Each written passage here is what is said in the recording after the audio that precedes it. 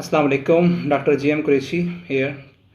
तो last time हमने जो इंटरमिटेंट फास्टिंग की बात की थी, तो उसके लिए जो हमारे पास खाने का शेड्यूल है और कितनी एनर्जी हमने कंज्यूम करनी है, तो उसके बारे में हम डिस्कस करेंगे आज। तो नॉर्मली हर शख्स का जो मेटाबॉलिज्म है बॉडी की वेट के लिहाज से डिफरेंट होता है।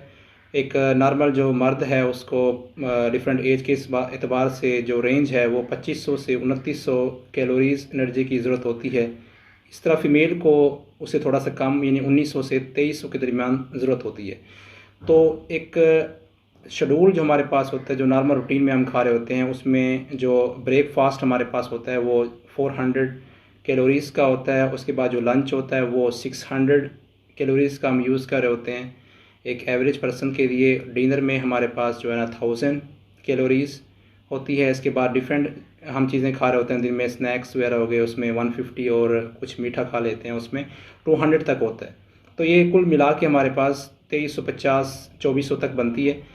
इसके बरक्स अगर हम इंटरमिटेंट फास्टिंग की बात करें तो उसमें थोड़ा सा डिफरेंट हो जाता है। उसमें हमने जो चीज़ है टाइमिंग के लिहाज से वो थोड़ा सा चेंजिंग करनी पड़ती है।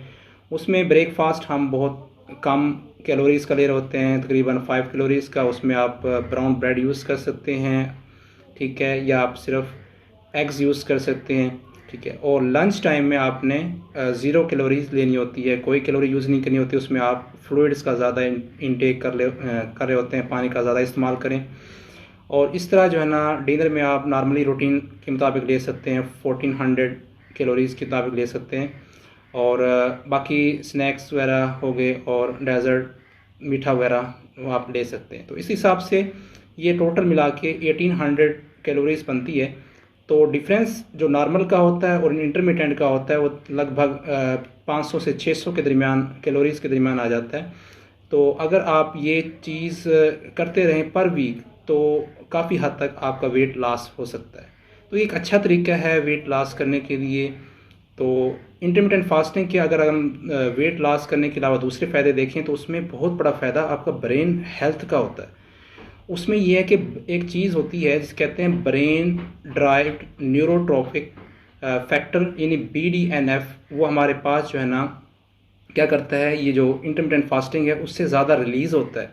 अगर ये ज़्यादा रिलीज़ हो तो जो अल्ज़ाइमर डिज़ीज़ है हमारी ब्रेन की, तो उसके चांसेस कम हो जाते हैं। इसके अलावा कैंसर के चांसेस कम हो जाते हैं। और इसके अलावा जो है ना हमारे पास जो ये एंटी एजिंग के तौर पर काम करता है, आपको बुढ़ापा काफ़ी देर से आता है। एक जो सर्वे है उसके मुताबिक 83% चांसेस जो है ना लाइफ स्पैन के यानी ज़िंदगी के बढ़ जाते हैं इसकी वजह से। तो काफ़ी ज़्यादा फ़वाइद हैं इसके। इसको आपने अपनाना है, इसको आपने ख़ुद भी चेक करना है। इंशाल्लाह ताला इससे काफ़ी ज़्यादा फ़ायदा होंगे आपको।